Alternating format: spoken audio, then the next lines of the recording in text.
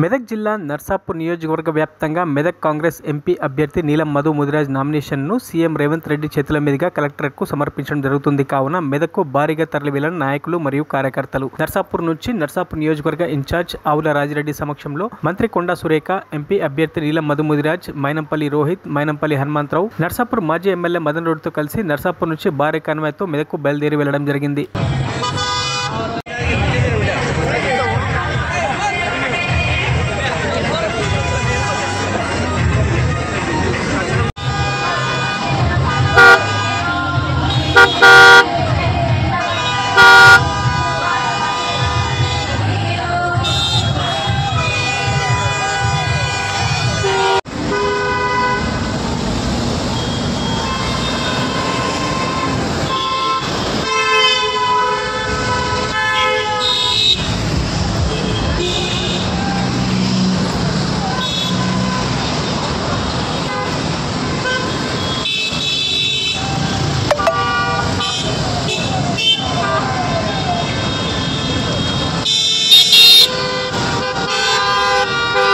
మరిన్ని అప్డేట్స్ కోసం మా ఛానల్ని సబ్స్క్రైబ్ చేయండి.